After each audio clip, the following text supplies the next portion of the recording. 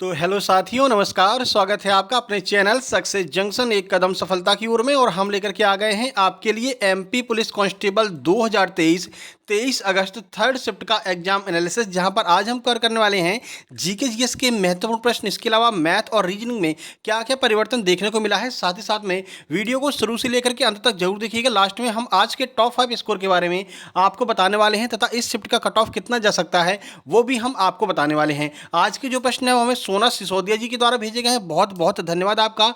आपका भी अगली किसी भी शिफ्ट में एग्जाम है तो आप अपने प्रश्नों को कृपया 7052547003 इस नंबर पर जरूर से जरूर व्हाट्सएप कीजिएगा अपने नाम के साथ में। तो चलिए शुरुआत करते हैं। वीडियो की स्पीड थोड़ा सा तेज रहेगी क्योंकि प्रश्नों की संख्या ज़्यादा है, इसलिए वीडियो ज़्यादा लंबी ना हो जाए, इसलिए थोड़ी सी स्पीड ज़्यादा रहेगी। इसलिए बार बार नहीं कहेंगे, वीडियो को लाइक कर दीजिए और चैनल पर पहली बार आए हैं तो सब्सक्राइब करके नोटिफिकेशन बेल जरूर दबा लीजिए। तो चलिए शुरुआत करते हैं जीके जीएस और एमपी जीके से। आज एमपी जीके के भी प्रश्न पूछे गए हैं। लगता है व्यापम भाई जाग गया है और थोड़ी बहुत अपनी जो है कदर करने लगा है।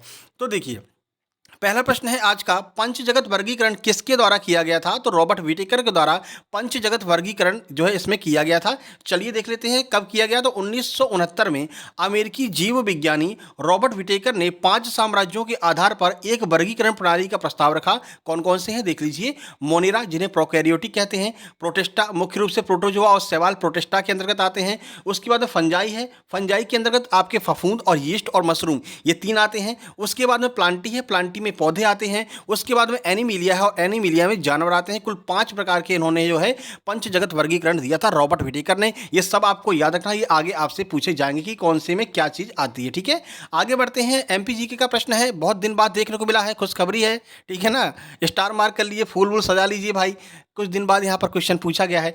प्रश्न है, पीर बुधान का मेला किस गांव में लगता है। तो देखिए, शिवपुरी में पीर बुधान का मेला लगता है, लेकिन आपसे गांव पूछा गया था तो सनवारा गांव में जो है पीर बुधान का मेला लगता है। चलिए देख लीजिए, पीर बुधान का मेला मध्य प्रदेश के शिवपुरी जिले में आयोजित किया जाता है। लगभग 250 से भी अधिक वर्ष पुराना यह मेला शिवपुरी के सनवारा में मुस्लिम संत पीर बुधान की कब्र के आसपास आयोजित किया जाता है। मेले का आयोजन अगस्त सितंबर के महीने में किया जाता है। तो आपको डेट याद रखनी है। अगर आगे आपसे मेला पूछा जाएगा, पोरसा का जो मेला है ना, नागा जी का मेला, ये आपसे पूछा जा सकता है क्योंकि ये लगातार एग्जाम में पूछा जाता रहा है। तो आपसे एमपीजीके के प्रश्न पूछे जाएंगे या नहीं, ये हम आपको कल बता पाएंगे। क्योंकि देखिए, कभी कभी भूले भटके व्यापम सोच लेता है कि चलो कुछ तो भला कर दो एमपी वालों का, तो 2-3 क्वेश्चन दे देता शिफ्ट में। लेकिन क्या ये लगातार आते रहेंगे वो आपको अगले एग्जाम एनालिसिस में पता चलेगा। आज 2 से 3 प्रश्न एमपीजीके के पूछे गए हैं। चलिए देख लेते हैं आगे। अगला है, ध्रुपद समारोह कहां पर आयोजित किया जाता है। सही आंसर है भोपाल में ध्रुपद समारोह आयोजित किया जाता है। यह भी आपका एमपीजीके का प्रश्न है। चलिए जानकारी देते हैं आपको। ध्रुपद समारोह मध्य प्रदेश के भोपाल में प्रतिवर्ष आयोजित होने वाला एक संगीत समारोह है। ध्रुपद समारोह की 4 खंड होती है। खंड आपको जरूर याद रखने हैं। एक आपका हो गया स्थायी, दूसरा अंतरा, तीसरा संचारी और चौथा जो है वो भावद। ठीक है, भावद। ये 4 खंड होते हैं। ये चारों खंड भी आपको याद रखने हैं क्योंकि एमपीजीके से प्रश्न अगर पूछेगा तो डीपली प्रश्न आपसे पूछेगा। ठीक है, चलिए आगे बढ़ते हैं और देखते हैं अगला प्रश्न कौन सा है। 2021 का पुलित्जर पुरस्कार किसे दिया गया है। तो मेघा राजगोपालन को 2021 का पुलित्जर पुरस्कार दिया गया। आज अवार्ड से भी 2 से 3 प्रश्न पूछे गए हैं। ठीक है, 3-4 प्रश्न आपके अवार्ड से पूछे गए, एक आपका एमपी का अवार्ड पूछा गया है, मेघा राजगोपालन। ठीक है, चलिए देखिए, अंतर्राष्ट्रीय रिपोर्टिंग बजफ्यूड न्यूज की भारतीय मूल की पत्रकार मेघा राजगोपालन को अन्य 2 योगदानकर्ताओं के साथ 11 जून 2021 को नवीन खोजी रिपोर्ट के लिए पुलित्जर पुरस्कार 2021 से सम्मानित किया गया था। ठीक है, नाम है मेघा राजगोपालन। आपसे 2021 के अवार्ड भी पूछ रहा है। सुबह भारत भारती अवार्ड 2021 पूछा था, इस वक्त इन्होंने जो है आपका पुलित्जर अवार्ड 2021 पूछ लिया है। तो जो पुराने आपके अवार्ड हैं उनको भी थोड़ा सा आप देख करके जाइए, 2021-22 वाले। अगला है, 10 लाख रुपए और एक सॉल कौन से पुरस्कार में दी जाती है। सही आंसर हो जाएगा, एमपीजीके का प्रश्न है, महात्मा गांधी सम्मान जो है इसमें 10 लाख रुपए का पुरस्कार दिया जाता है। देखिए, तो महात्मा गांधी सम्मान राष्ट्रपिता महात्मा गांधी के 125वें जन्म वर्ष की पावन स्मृति में गांधी विचार दर्शन के अनुरूप समाज में रचनात्मक पहल, सांप्रदायिक सद्भाव और सामाजिक समरसता को प्रोत्साहित करने के उद्देश्य से मध्य प्रदेश शासन ने वर्ष 1995 में इसको शुरू किया था। इसमें 10 लाख रुपए जो है दिए जाते हैं। ठीक है, ये आपका महात्मा गांधी सम्मान आज पूछा जाने वाला तीसरा एमपीजीके का प्रश्न हो गया। आगे बढ़ते हैं। भारत में पहली चीनी मिल कहां पर स्थापित की गई थी। तो प्रतापपुर में पहली चीनी मिल स्थापित की गई थी। चलिए देखिए कुछ जानकारी। तो भारत की पहली चीनी मिल 1903 में प्रतापपुर में स्थापित की गई थी। गन्ने के लिए न्यूनतम मूल्य तय करने के लिए ब्रिटिश सरकार के द्वारा पारित चीनी बेंत अधिनियम 1934 को राज्य सरकार ने अधिकृत किया था और चीनी मिल की स्थापना की थी। ठीक है, चलिए आगे बढ़ते हैं। विजय स्तंभ राजस्थान के किस जिले में स्थित है? तो राजस्थान के चित्तौड़गढ़ में विजय स्तंभ स्थित है। ठीक है, देखिए कुछ जानकारी इस प्रश्न के बारे में देख लेते हैं। तो विजय स्तंभ भारत के राजस्थान के चित्तौड़गढ़ में स्थित एक स्तंभ या टावर है। इसे मेवाड़ नरेश राणा कुंभा, याद रखना इनका नाम, राणा कुंभा ने महमूद खिलजी के नेतृत्व वाली मालवा की सेना पर सारंगपुर की लड़ाई में विजय के बाद में इस स्मारक को सन 1440 से 1448 के मध्य में बनवाया था। ये पूरा डिटेल में आपको याद रखना है, क्योंकि आगे भी प्रश्न यहां से बन सकता है कि किसको हराने के बाद इस स्तंभ का निर्माण करवाया था। देखिए, अगर आप एग्जाम एनालिसिस लगातार देखते रहते हैं तो उसका फायदा आपको आगे मिलता है। पैटर्न क्या चेंज हो रहा है, क्या नई चीज़ ऐड हो रही है, क्या पुरानी चीज़ ऐड हो रही है, ये आपको हमारे एग्जाम एनालिसिस से पता चल जाता है। ठीक है, और बहुत सारे जो हम डिटेल आपको देते हैं यहीं से बहुत सारे प्रश्न रिपीट हो जाते हैं। ठीक है ना, इसलिए आपको पर डे पर शिफ्ट का एग्जाम एनालिसिस देखना जरूरी है। कभी कभी सेकंड शिफ्ट का एग्जाम के क्वेश्चन थर्ड शिफ्ट में या फिर अगले दिन पूछे जाते हैं। ठीक है, तो आज दोपहर में जो हमने एग्जाम एनालिसिस अपलोड किया है उसको भी जाकर के जरूर देख लेना। तीनों शिफ्ट का एग्जाम एनालिसिस हम आज अपलोड कर दिए हैं। ठीक है, महाबलीपुरम सभ्यता किस राज्य में पाई जाती है? देखिए तमिलनाडु में। इससे पहले हमने प्रश्न कराया था कि महाबलीपुरम के मंदिर कहां पर पाए जाते हैं, तो वो भी तमिलनाडु में पाए जाते हैं। तो ये सभ्यता भी कहां की होगी? तमिलनाडु की। अब जो लोग हमारा वो एग्जाम एनालिसिस देख करके गए होंगे उनका 1 नंबर का जीके जीएस पूरा हो गया। अब ये 1 नंबर आपके लिए, अगर आप फिजिकल में 1 नंबर लेने जाएंगे तो आपको 2 लीटर पसीना बहाना पड़ेगा और लगभग आपको 4 से 5 या 10 किलोमीटर तक की दौड़ की प्रैक्टिस करनी पड़ेगी, तब ये 1 नंबर आपका बढ़ेगा। और यहां पर आप हमारा एग्जाम एनालिसिस ही देख लीजिए, बस बैठे बैठे यहीं आपका 1 नंबर बढ़ गया। ठीक है ना, तो ये महत्वपूर्ण विशेषता है सक्सेस जंक्शन की कि यहां के प्रश्न डायरेक्ट रिपीट होते हैं। अगला देखिए, भारत के तमिलनाडु राज्य के चेंगलपट्टू जिले में स्थित एक शहर है जो आपका महाबलीपुरम है। यह मंदिरों का शहर राज्य की राजधानी चेन्नई से 55 किलोमीटर दूर बंगाल की खाड़ी के तट पर स्थित है। यह प्राचीन शहर अपने भव्य मंदिरों के लिए जाना जाता है। महाबलीपुरम के मंदिर यहीं पर है। महाबलीपुरम के मंदिरों को मामल्लपुरम के मंदिर भी कहा जाता है। यह भी हमने आपको उस एग्जाम एनालिसिस में करवाया था। ठीक है, आगे बढ़िए। जर्मनी के एकीकरण के जनक कौन है? 1 2 2 3 प्रश्न यहां से बन रहे हैं भाई वर्ल्ड हिस्ट्री से। तो वर्ल्ड हिस्ट्री के ऊपर कल हम वीडियो लाने का प्रयास करेंगे सुबह सुबह। देखिए, तो बिस्मार्क इसका बिल्कुल सही आंसर हो जाएगा। आज सुबह इटली का पूछा गया था, दोपहर में मतलब दोपहर वाली शिफ्ट में इटली का पूछा था और शाम वाली शिफ्ट में जर्मनी का पूछ लिया। ठीक है, तो बिस्मार्क के बारे में जानकारी आपको दे दें। देखिए, बिस्मार्क 1862 में प्रसा का चांसलर बना था, प्रसा नामक शहर का चांसलर बना था और अपनी कूटनीति, सूझबूझ, रक्त एवं लौह की नीति के द्वारा जर्मनी का एकीकरण पूर्ण किया था। कब? 1871 में इसने एकीकरण को पूर्ण कर दिया था। ठीक है, लौह एवं रक्त की नीति भारत में किसने चलाई थी, ये आपको कमेंट बॉक्स में कमेंट करना है। इन्हें लौह पुरुष के नाम से भी जाना जाता है। अब तो भाई समझ गए होंगे, उम्मीद करते हैं कमेंट बॉक्स में कमेंट जरूर करेंगे। अशोक चक्र का व्यास कितना होता है? तो 1.38 इंच अशोक चक्र का व्यास होता है। देखिए, ये देखिए, यह सम्मान सैनिकों और असैनिकों को असाधारण वीरता, शूरता, बलिदान के लिए दिया जाता है। यह चक्र राष्ट्रपति के द्वारा प्रदान किया जाता है। पहले इसे अशोक चक्र क्लास 1 कहते थे।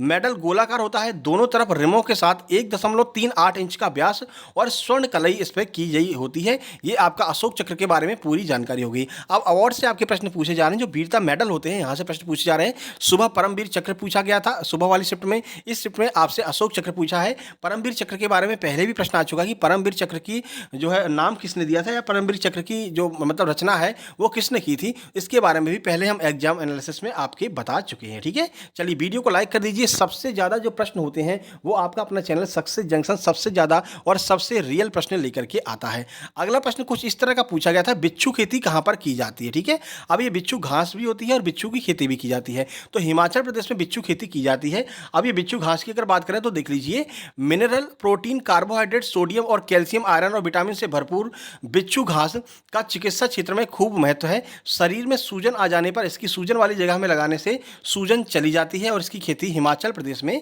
की जाती है। इसके अलावा जो पित्त दोष होता है उसको भी ये समाप्त करती है। अगला प्रश्न है, जादूगोड़ा की खान किस राज्य में पाई जाती है? तो झारखंड में जादूगोड़ा की खानें पाई जाती हैं। देखिए, झारखंड राज्य के पूर्वी एवं पश्चिमी सिंहभूमि जिले में लगभग 160 किलोमीटर लंबी 1 से 10 किलोमीटर चौड़ी सिंहभूमि आघात पट्टी की खनिज युक्त पर्दी में यूरेनियम अयस्क पाया जाता है। ये आपकी जादूगोड़ा की खान हो गई। ठीक है, बाकी देखिए, अगर जल्दबाजी में कोई भी गलती हो जाती है तो उसको हम कमेंट बॉक्स में पिन कर देते हैं। ठीक है, जैसे मान लीजिए जादूगोड़ा की खान कहीं और अगर होती तो हम इसके बारे में कमेंट बॉक्स में पिन कर देंगे, तो उसको आप देख लिया कीजिए। कोई भी गलती होगी तो कमेंट बॉक्स में हम उसको पिन कर देते हैं, सबसे ऊपर सक्सेस जंक्शन के द्वारा मैसेज कर दिया जाता है। ठीक है, तो कोई परेशानी वाली बात नहीं है। बाकी और भी कोई गलती अगर होती है तो वो हम अपने टेलीग्राम चैनल पर अपडेट कर देते हैं। ठीक है, अगला प्रश्न देखिए, पूर्ण स्वराज्य किस वर्ष घोषित किया गया था? सबको पता है 1929 में पूर्ण स्वराज को घोषित किया था जवाहरलाल नेहरू ने लाहौर अधिवेशन में, ठीक है, रावी नदी के तट पर। चलिए देख लीजिए, तो 29 दिसंबर 1929 को भारतीय राष्ट्रीय कांग्रेस ने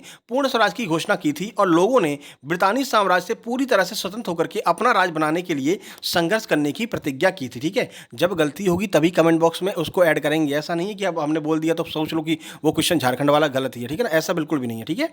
चलिए, लाहौर अधिवेशन में जो है इसकी स्थापना की गई थी और पूर्ण स्वराज का नारा दिया गया था। कहा गया था कि भाई आज से हम स्वतंत्र हो चुके हैं। जवाहरलाल नेहरू के द्वारा यह कार्य किया गया था। अगला प्रश्न है, आर्म्स एक्ट 1878 के समय भारत का गवर्नर जनरल कौन था? तो उस समय लॉर्ड लिटन जो है वो भारत का गवर्नर जनरल था। तो ब्रिटिश भारत के वायसराय लॉर्ड लिटन की दमनकारी नीतियों में से एक और प्रमुख कार्य कौन सा था? तो भारतीय शस्त्र अधिनियम 1878। और यही पूछा गया था कि भारतीय शस्त्र अधिनियम 1878 किसके समय पर आया था? तो लॉर्ड लिटन के समय पर आया था। देखिए, वायसराय वाले प्रश्न भी 1 से 2 प्रश्न हर शिफ्ट में वायसराय के पूछे जा रहे हैं कि किसके कार्यकाल में क्या आया था। अब आज सुबह पूछा था कि डफरिन के कार्यकाल में क्या आया था, ठीक है। उसके बाद में कांग्रेस की स्थापना किसके टाइम पर हुई थी? डफरिन के टाइम पर हुई थी। तो ऐसे प्रश्न पूछे जा रहे हैं। तो देखिए, आप मतलब समय बचेगा तो इसके ऊपर भी हम वीडियो ले आएंगे, क्योंकि जीके जीएस जो है वही आपके लिए महत्वपूर्ण है। बाकी जो मैथ रीजनिंग है उसको तो आप चुटकियों में उड़ा लेंगे थोड़ा बहुत भी, अगर आपने कोशिश की है। FIAF अवार्ड 2021 के ही अवार्ड पूछ रहे हैं, पता नहीं क्यों पूछ रहे हैं। करंट अफेयर 2021 की उठा रहे हैं, 2 साल पहले की से करंट अफेयर कहें या फिर इतिहास कहें, अब ये इतिहास भी नहीं रह गया, करंट अफेयर भी नहीं रह गया। सही आंसर है, अमिताभ बच्चन जी को FIAF अवार्ड 2021 दिया गया था। देखिए, तो बॉलीवुड इंडस्ट्री के मेगा स्टार अमिताभ बच्चन को international federation of film archive award FIAF award 2021 से सम्मानित किया गया था, ठीक है। चलिए आगे बढ़ते हैं। GST कैसा कर है? तो GST एक अप्रत्यक्ष कर है। देखिए, तो वस्तु एवं सेवा कर, जिसे हम goods and service tax GST कहते हैं, एक अप्रत्यक्ष कर या फिर उपभोग कर है जिसका उपयोग भारत में वस्तुओं और सेवाओं की आपूर्ति पर किया जाता है। यह एक व्यापक, बहुस्तरीय और गंतव्य आधारित कर है, ठीक है। तो जीएसटी आपका एक तरह का अप्रत्यक्ष कर है, ये आपको ध्यान रखना है। और 2017 में भारत में जीएसटी लागू हुआ था। आगे बढ़ते हैं, अगला प्रश्न, भविष्य का ईंधन किसे कहा जाता है? साइंस का प्रश्न है। तो हाइड्रोजन को भविष्य का ईंधन कहा जाता है। देखिए, तो हाइड्रोजन को भविष्य का ईंधन कहा जाता है। प्रयोग उद्योग में रासायनिक पदार्थ के रूप में इस्तेमाल के अलावा इसे वाहनों में ईंधन के तौर पर भी प्रयोग किया जा सकता है। तो भविष्य का ईंधन क्या है? हाइड्रोजन भविष्य का ईंधन है, ठीक है भाई। चलिए आगे बढ़ते हैं और देखते हैं अगला प्रश्न क्या आपका पूछा गया है। देखिए, अगला प्रश्न है, व्यवसाय यानी बिजनेस को कितने भागों में बांटा गया है? ये भी आपका इकोनॉमिक्स का प्रश्न है। 4 भागों में व्यवसाय को बांटा जाता है। कौन कौन से हैं? देखिए, पहला है प्राथमिक व्यवसाय, जिसके अंतर्गत आखेट, संग्रहण, कृषि, पशुपालन और खनन, ये जो चीजें हैं वो आपके प्राथमिक व्यवसाय के अंतर्गत आती हैं। दूसरा है द्वितीयक व्यवसाय, इसमें आपका विनिर्माण, निर्माण, ऊर्जा उत्पादन, प्रसंस्करण एवं अन्य निर्माण, ये आपके द्वितीयक में आते हैं।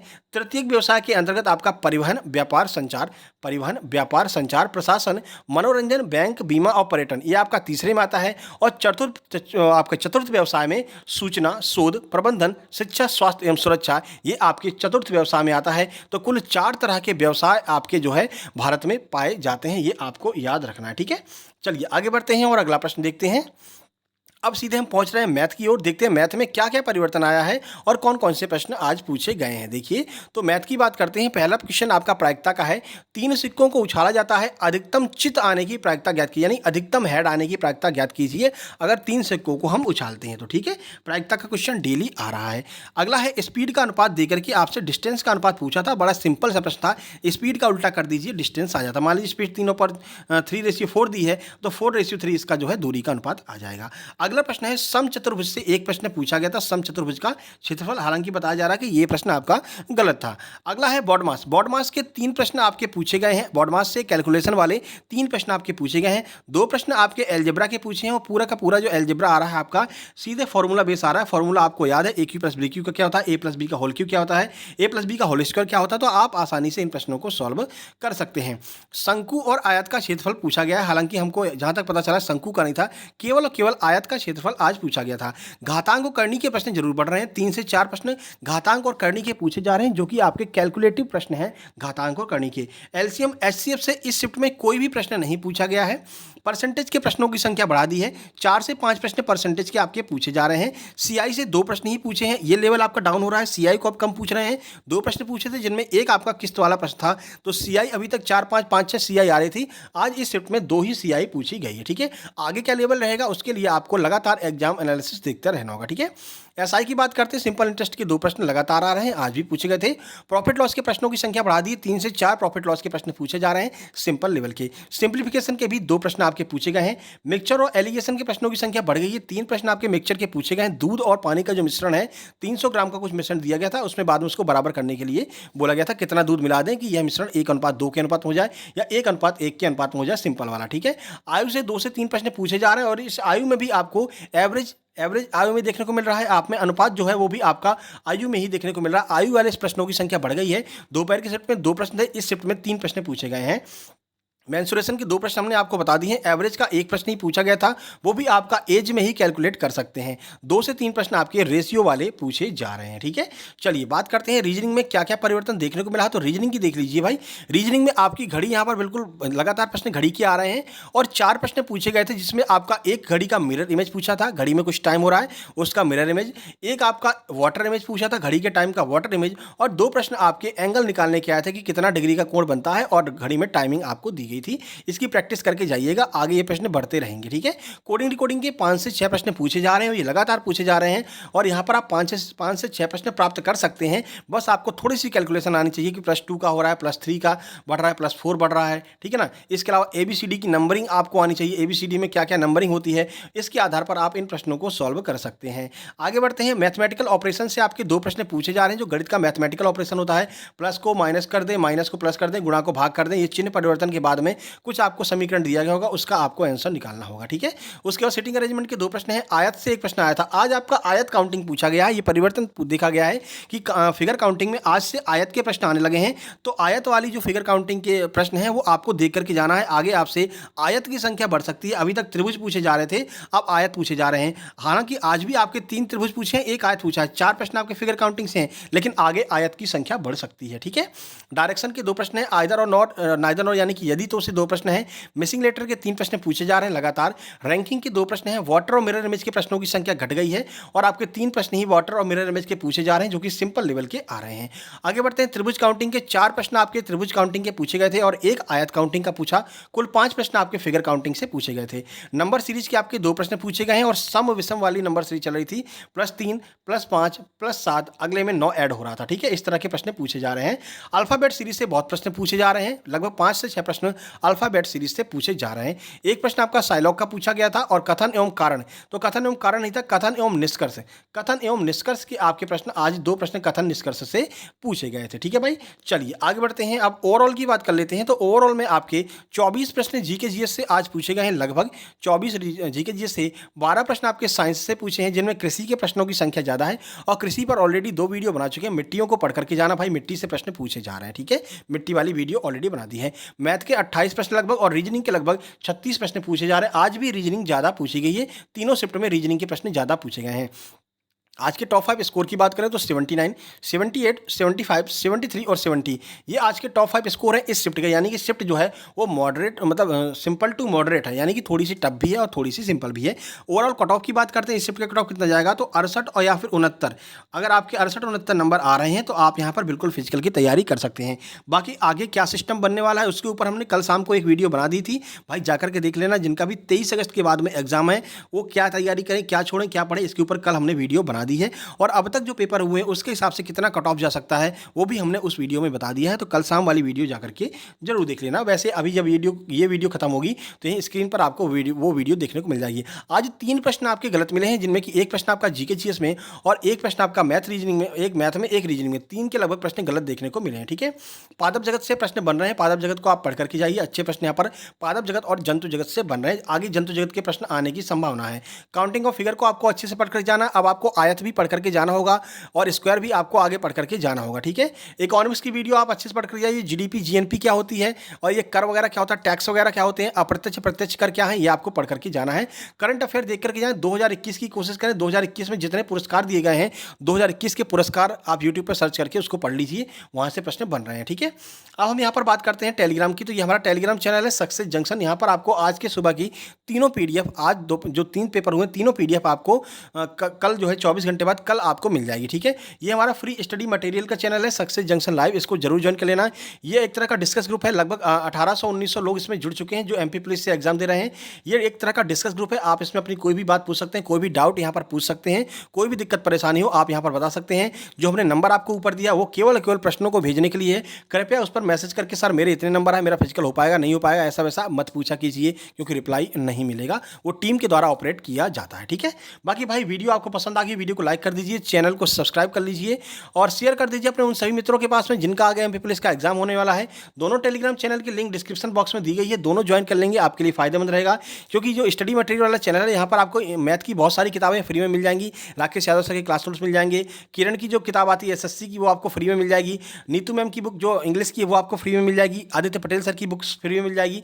इसको आपको ज्वाइन कर लेना है और डॉक्यूमेंट सेक्शन से आपको ये किताबें डाउनलोड कर लेनी है। साथ ही साथ में पटवारी, आबकारी और वन रक्षक तीनों के पेपर एक साथ में आपको इसी चैनल पर मिल जाएंगे जो आंसर की जो है व्यापम ने जारी की थी। ठीक है, तो मिलते हैं कल सुबह। सबसे पहले एक वीडियो लेकर के आएंगे, चाहे तो आपका इतिहास की वीडियो लेकर के आएंगे, वर्ल्ड हिस्ट्री की, या फिर आपका जो है गवर्नर जनरल की एक वीडियो आएगी। उसके बाद में सेकंड शिफ्ट का एग्जाम एलसीएस आपका 12:30 बजे स्टार्ट हो जाएगा, 12:30 से 2:30 बजे। कल 2 शिफ्ट में आपका एग्जाम है, तो ज़्यादा परेशान मत होना, पहली शिफ्ट का एग्जाम एलसीएस कहीं ढूंढने मत भटकना। ठीक है, तो मिलते हैं कल सुबह। वीडियो को नहीं लाइक किया भाई तो वीडियो को लाइक कर दीजिए और अपने प्रश्नों को इस नंबर पर जरूर से जरूर भेजना। जो लोग देख रहे हैं भाई आपका फर्ज है कि अपना कर्ज उतारिए, आपको कोई प्रश्न भेज रहा है तो आपका भी ये फर्ज बनता है कि आप एग्जाम सेंटर से बाहर निकलने के बाद में अपने प्रश्नों को इस नंबर पर जरूर से जरूर भेजेंगे अपने नाम के साथ में। तो मिलते हैं कल सुबह, तब तक के लिए नमस्कार, धन्यवाद।